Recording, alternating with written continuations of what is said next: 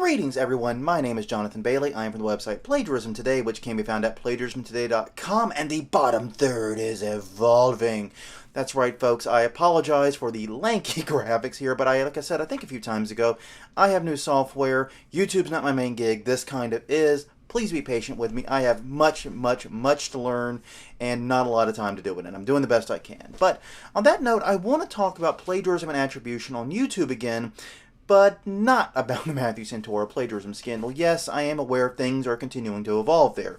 I've been pinged and notified of multiple videos accusing him of using fake sources and accusing him of plagiarizing further videos and so on and so forth. I'm aware of it.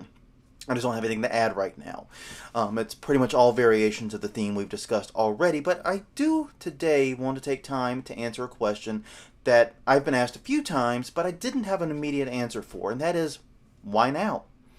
Why is it in 2016 YouTube is suddenly in an uproar about plagiarism and attribution? I mean, Matthew Santoro himself had been doing this for years and no one seemed to care, and other YouTubers have been doing largely the same thing. Now, the immediate answer is, of course, that Grade A Under A did a video about it, pointed it out, and everyone got mad. And, of course, there is a lot of nuance here. Many people believe that maybe Matthew Santoro was pulling from 10 different sources and was compiling it, and we got upset when we found out he was pulling from just one source.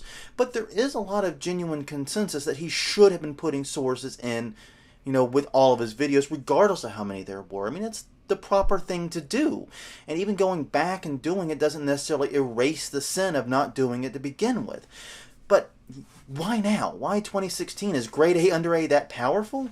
I don't think so. I mean, he is very powerful and very cool, love your stuff, but I don't think he's that powerful. Instead, I think what's going on is that YouTube is maturing as a medium.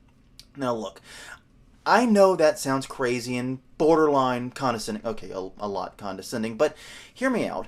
YouTube has a massive audience, but as a medium, it is still fairly nascent. It's only about 10 years old. I think it's 11 years old, almost exactly.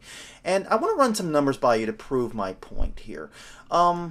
Radio had its first commercial broadcast in 1920. Now, in 1930, 10 years later, there were about 12 million radios in existence. That doesn't necessarily mean radio listeners, more than one person can listen to a radio, blah, blah, blah, but it gives you an idea of the growth we're talking about. Now, television had fairly similar growth, a little bit slower, I think, due to cost, but the first commercial television broadcast was in 1941. Number of TVs in existence in 1950 were 6 million. But YouTube is a very different story. It launched in 2005, and as of 2014, 9 years, it had 1 billion users. 1 billion with a B. Think about how incredible that growth is. So yes, it's easy to look at YouTube and feel like it's a very mature technology. It has an audience much larger than many other more mature media, supposedly. I mean, there are several YouTubers out there that have audiences larger than many cable and even some network TV shows. So yeah, it's easy to see that and think it's a mature medium, but 10 years is the blink of an eye in some respects, and one of those respects is in developing the norms that are going to guide the community. Now stop and think about it. Academia did not come up with the standards for when and how to cite things overnight. That took time. It took a lot of time, in fact, and the same is true for newspapers, magazines, books, television, radio. All this stuff needed time to set up sort of their internal rules. And that's because those rules come from within the community. I mean, the rules about when and how to cite stuff aren't handed down by some on-high authority bringing 2 stone tablets. It comes from us, the people in the community. We decide. So what happens with a case like Matthew Santoro is he does something that in his mind is perfectly normal and acceptable, and I believe he believes that at the very least.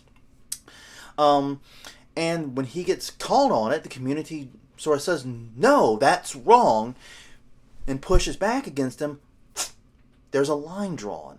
And that line is one of the boundaries of attribution. That's how these things happen. And what's going to happen is we're going to see other instances of suspected plagiarism. People are going to cross lines thinking that they were doing everything right, but they're going to get called plagiarists, rightly or wrongly, and then lines are going to be drawn there too. Now, yes, I do believe Matthew Santoro should have been citing all of his sources. I do believe that doing it now doesn't erase what he did previously. But the point of the matter is, he in his mind thought he was following the norms of the YouTube community. The YouTube community has said, no, you are wrong. And that is exactly how these norms build and grow. And that's a good thing at the end of the day. We're talking about plagiarism and attribution on YouTube. That's an unheard of conversation almost. And that means this is a maturing medium, and that means it's going to survive a very, very long time. Mediums that don't evolve and grow and develop rules and develop some kind of structure for how they're going to operate ethically, they tend to fail. Now, this isn't going to be just plagiarism and attribution, to be completely clear. This is going to be all areas of ethics. We're going to see this with fabrication, and I think we're really going to see this in a few years. I think we've already seen some of it, but we're going to see more of it when it comes to non-demarked commercial content. For example, product placement, sponsored videos, things like that. We're going to see a big pushback and a big focus on that as well. So yeah, we have a lot of ethical issues on this site that the norms are not as set as we would like to think. And things like this are going to happen. The good news is the YouTube community is so large, I expect these issues to come to the surface more quickly than they would with other media. And therefore they can be resolved more quickly. And the next YouTuber who comes along and wants to do what Matthew Santoro did, they now know where that line is. They now know what they have to do to be right with the YouTube community. And like I said, that's a good thing. So, and this whole plagiarism business has you upset and has you worried about YouTube's future. Don't. YouTube's future, if anything, is better because of these discussions. It will be stronger, it will be smarter, and it will be, well, more well attributed in the future because of it. So, don't take it too hard. This is all good news. Well, on that note, everyone, thank you very much for joining me, and I will see you guys next time.